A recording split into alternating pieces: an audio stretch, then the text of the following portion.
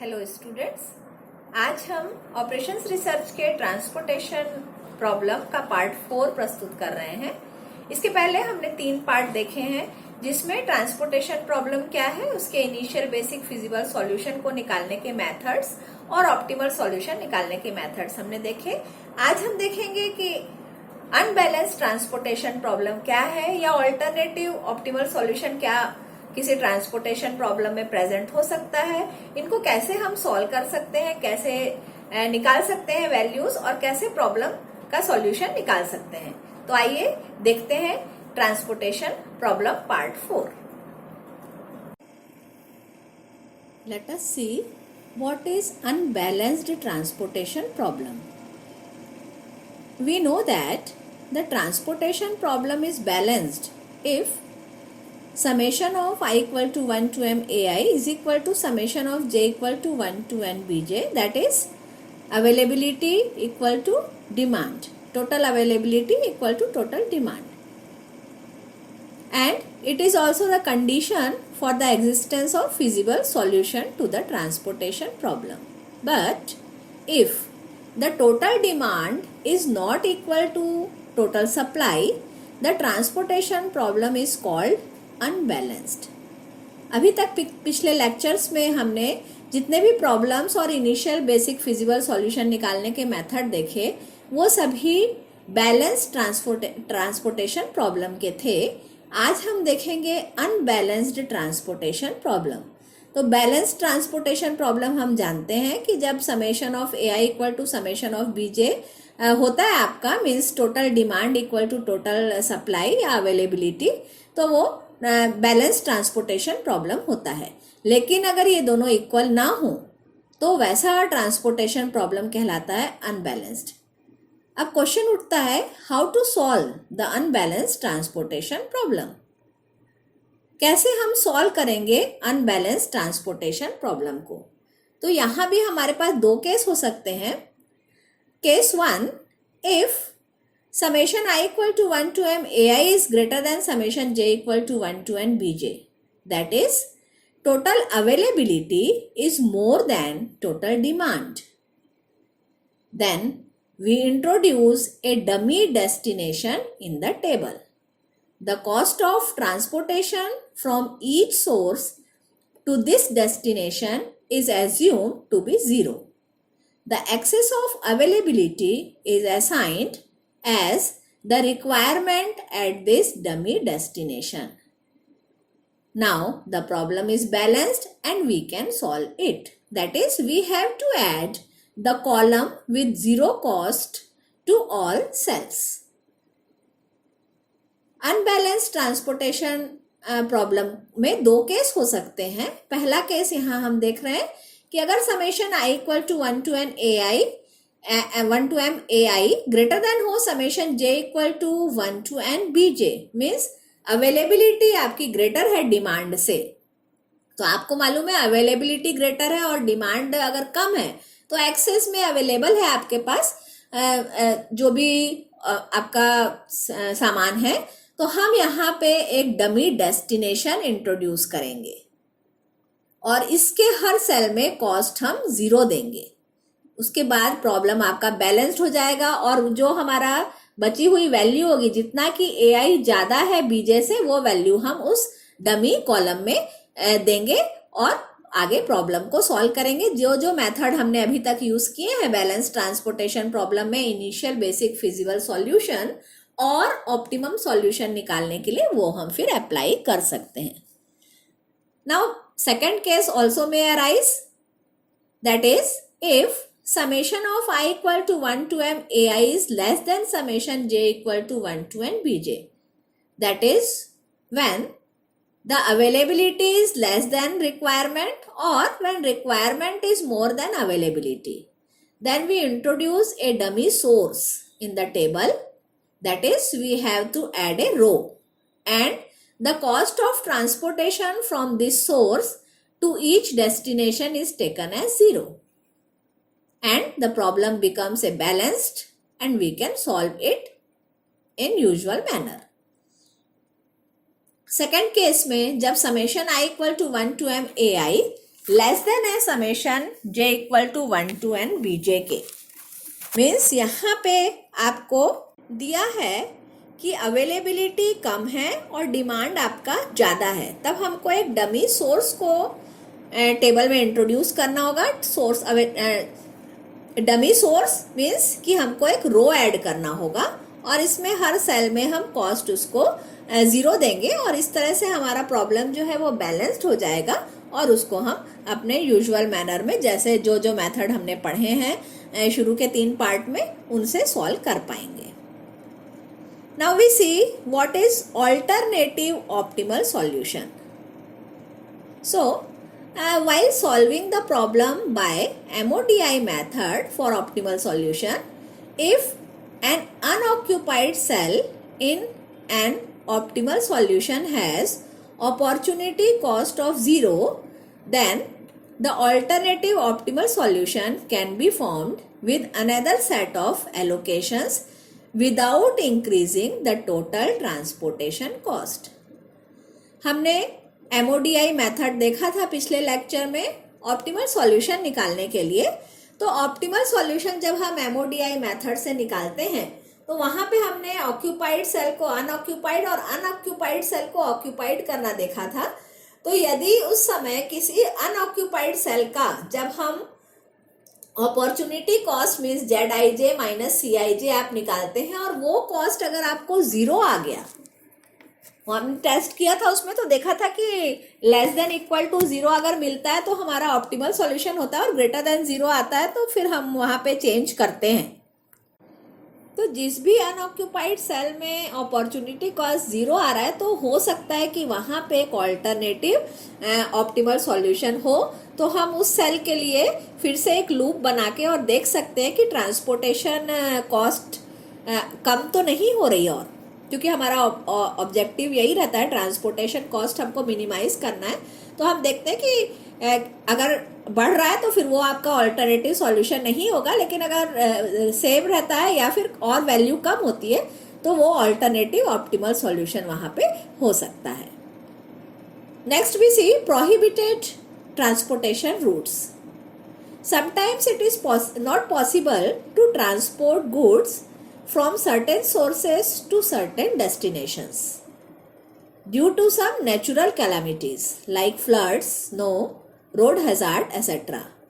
Such type of problem can be solved by assigning a very large cost m to the cell या to the route.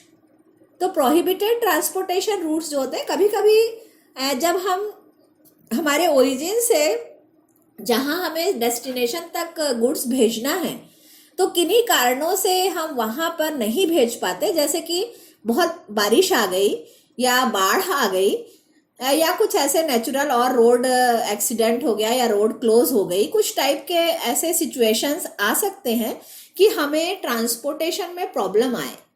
तो वहाँ ऐसे cases में हम table में transportation table में एक very large cost m assign कर देते हैं, जहाँ पर हमको कि मालूम हो कि यहाँ से यहाँ इस आपके ओरिजिन से इस डेस्टिनेशन तक हम सामान नहीं भेज पा रहे, गुड्स नहीं सप्लाई कर पा रहे, तो वहाँ पे हम एक कॉस्ट दे देते हैं कैपिटल M। क्योंकि आप जानते हैं कि हम हमेशा इसमें स्मॉलेस्ट वैल्यू या जो भी स्मॉलर वैल्यू होती है उनको सेलेक्ट करते हैं, इसलिए लार्ज कॉस्ट m अगर आप दे देंगे तो वहाँ पे प्रॉब्लम सॉल्व करने में ट्रांसपोर्टेशन प्रॉब्लम में आपको कोई भी प्रॉब्लम नहीं आएगा। Next one is maximization transportation problem. Transportation problem in general is minimizing the transportation cost of goods from various sources to different destinations. But in certain cases, the objective function is of maximization type.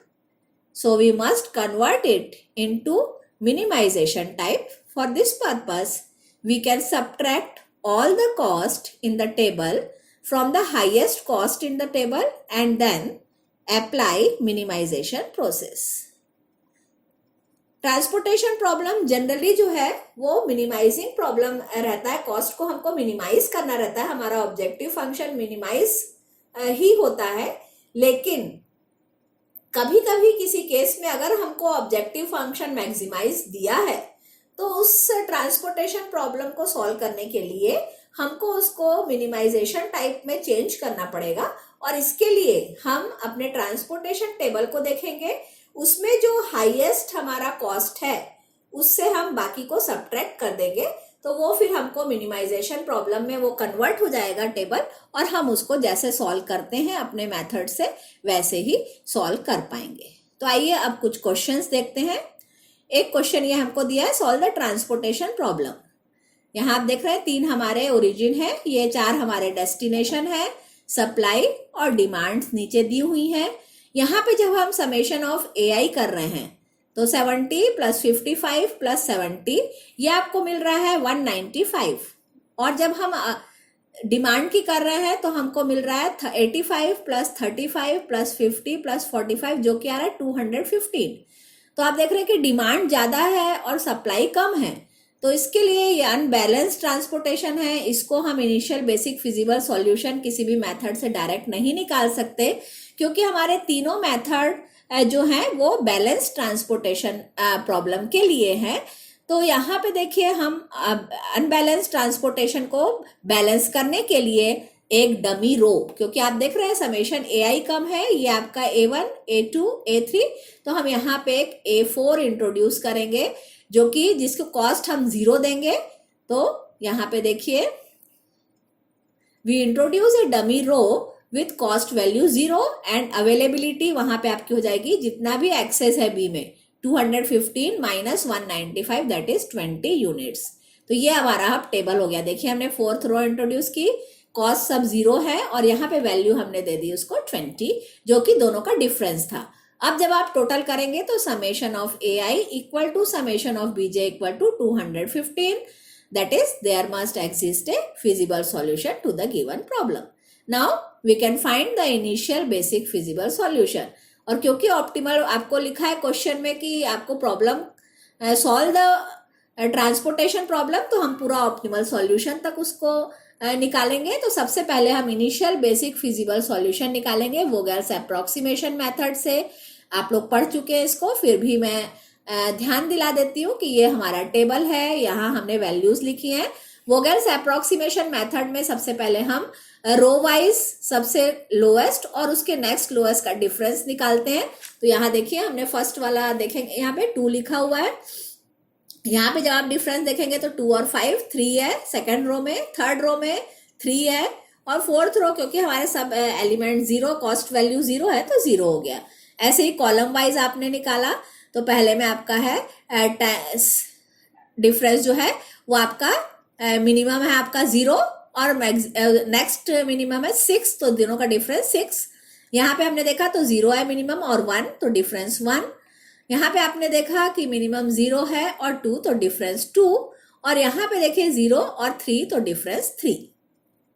फिर हमने maximum difference हम देखते हैं, तो maximum difference क्योंकि 6 है तो हमने फर्स्ट कॉलम को कंसीडर किया। फर्स्ट कॉलम में आपने देखा कि लोएस्ट एलिमेंट कौन सा है तो 0 है, तो हमने 20 और 85 लिया, इसमें से आपने सॉल्व किया तो आपको मिला 20, और इसी प्रोसेस को हम करते जाएंगे तो सारे आप देख रहे हैं कि हमको फाइनली जो टेबल मिलेगा वो ये मिलेगा। और हमारा एलोकेशन सेल का कितना है देखिए, ये हो गया आपका m plus n minus 1, 4 plus 4 minus 1 mean 7। हाँ, हमारे यहाँ पे 7 सेल एलोकेट है, तो ये हमारा सॉल्यूशन जो है नॉन डिजेनरेट सॉल्यूशन है। और ट्रांसपोर्टेशन कॉस्ट हम निकालेंगे, तो ये ट्रांसपोर्टेशन कॉस्ट आप निकालेंगे सेल को, सेल में जो हमने वेरिएबल दिए हैं उनके साथ कॉस्ट को मल्टीप्लाई करके, और ये मल्टीप्लिकेशन करने के बाद आपको जो टोटल वैल्यू मिल रही है वो मिल रही है ₹101010।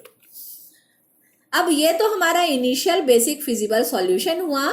अब इसके लिए हम ऑप्टिमल सॉल्यूशन निकालेंगे, टेस्ट करेंगे, ऑप्टिमैलिटी टेस्ट करेंगे। ऑप्टिमल सॉल्यूशन निकालने के लिए हम MODI मेथड अप्लाई करेंगे। तो उसमें आपको मालूम है UI और VJ हमको निकालना होता है, means U1 U2 U3 U4 V1 V2 V3 V4।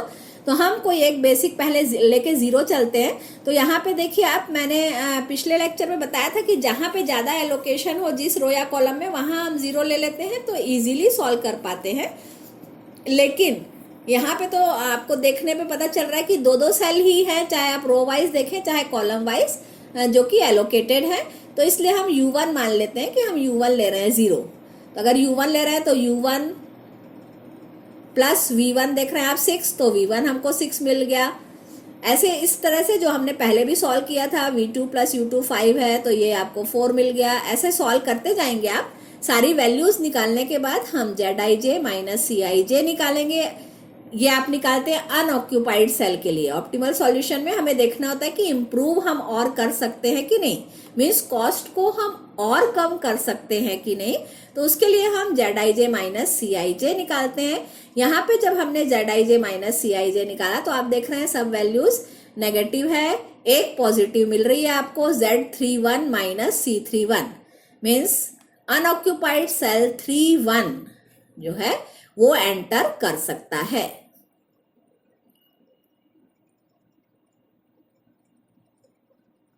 तो इसमें अब आगे सॉल्व करेंगे। Z31 यहाँ पे देखिए 10 है, ये यहाँ पे कॉस्ट, इसको हमने थीटा दिया। लूप आपको बनाना होगा, लेकिन ये लूप जो हम बनाते हैं ये आप ऑक्यूपाइड सेल से ही बनाते हैं। तो हम यहाँ से यहाँ आए, फिर यहाँ आए, आप यहाँ आए, इस सेल में आए, इस सेल में देखिए सभी ऑक्यूपाइड सेल हमको क्योंकि लेना है, तो इसी तरह से ही लूप आपका बन पाएगा। हम O3 मीन्स 3-1 से यहाँ आप 2-1 में नहीं आ सकते क्योंकि ये सेल ऑक्यूपाइड नहीं है। तो 3-1 से हम गए 1-1 में, 1-1 से हमको आना पड़ा 1-2 में, 1-2 से हमको आना पड़ा 2-2 में, फिर हमको आना पड़ा 2-3 में, और फिर हमको आना पड़ा 3-3 में, और फिर हम वापस उसी सेल में आ गए जहां हमें इम्प्रूवमेंट करना है। तो यहाँ पे हम थीटा वैल्यू देते हैं, फिर लाइन से आप इसको थीटा है तो अगले वाले सेल में माइनस थीटा, फिर माइनस थीटा और फिर थीटा, इस तरह से हम इसको करते जाते हैं। तो यहाँ पे जब आप देखेंगे तो हमको जो वैल्यू हमने यहाँ दी है थीटा, फिर minus theta, theta minus theta, theta minus theta, तो कौन सी वैल्यू हम ले कि कोई भी नेगेटिव ना हो और कोई एक सेल आपका अनऑक्यूपाइड हो जाए और दूसरा सेल जो है वो, जो दूसरा सेल मीन्स कि जो हमने ये 3-1 सेल लिया है ये ऑक्यूपाइड हो जाए। तो यहाँ पे हमको जो मिनिमम वैल्यू ऐसी मिल रही है नेगेटिव वाले सेल को अगर हम देखें तो 25 ऐसी वैल्यू है जो कि 3-3 सेल में है। तो 4 जो ये वाला जो कॉस्ट है हमारा, ये वाला जो सेल है अनऑक्यूपाइड हो जाएगा। जहां जहां थीटा प्लस में है वहां 25 ऐड हो जाएगा, जहां माइनस है वहां थीटा वहां माइनस हो जाएगा। तो 25 यहाँ पे आ गया आपका 10 वाली जगह पे, यहाँ पे माइनस है तो 65 में से 25 माइनस हो गया तो 40 आ गया। 1 में यहाँ पे प्लस है तो 25 प्लस 5 30 हो गया, और फिर आपका यहाँ आए 5 में 30 था और माइनस 25 क्योंकि माइनस थीटा है तो माइनस 25 हुआ, तो ये हो गया आपका 5। फिर 2 वाले इस सेल में आए तो यहाँ 25 था और थीटा प्लस है तो 25 प्लस 25 मीन्स 50 हो गया और ये सेल आपका अनऑक्यूपाइड हो गया।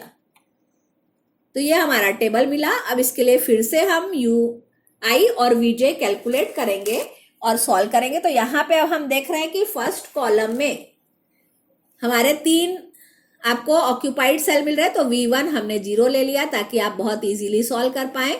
ये हमने सॉल्व किया, Zij माइनस Cij निकाला अनऑक्यूपाइड सेल के लिए। आपको मालूम है UI प्लस VJ जो हम सॉल्व करते हैं वो ऑक्यूपाइड सेल के लिए सॉल्व करते हैं, वैल्यूज निकालते हैं, फिर Zij माइनस Cij जो है वो अनऑक्यूपाइड सेल के लिए निकालते हैं।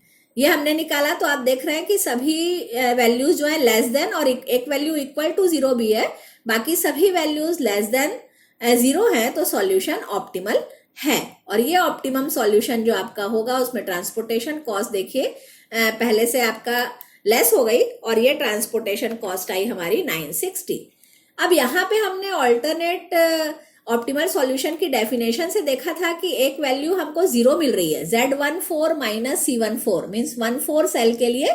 तो यहाँ पे ऑल्टरनेट ऑप्टिमल सॉल्यूशन एग्जिस्ट हो सकता है और हम फिर इसके लिए फिर से लूप बनाएंगे, सॉल्व करेंगे। 1-4 में हमने 1-4 में थीटा वैल्यू दी, तो यहाँ पे अब यही 3 सेल और ये सेल मिलके आपका लूप बन जा रहा है। इसको हमने लूप बना लिया, प्लस वैल्यू दी, यहाँ माइनस प्लस माइनस दोनों माइनस में आप देख रहे हैं कि 40 क्योंकि छोटी वैल्यू है तो वो हमने सेलेक्ट की। तो ये वाला पहला वाला 1-1 जो है वो आपका हो गया अब अनऑक्यूपाइड और यहाँ पे आप देंगे 3 वाले कॉस्ट में ऑक्यूपाइड।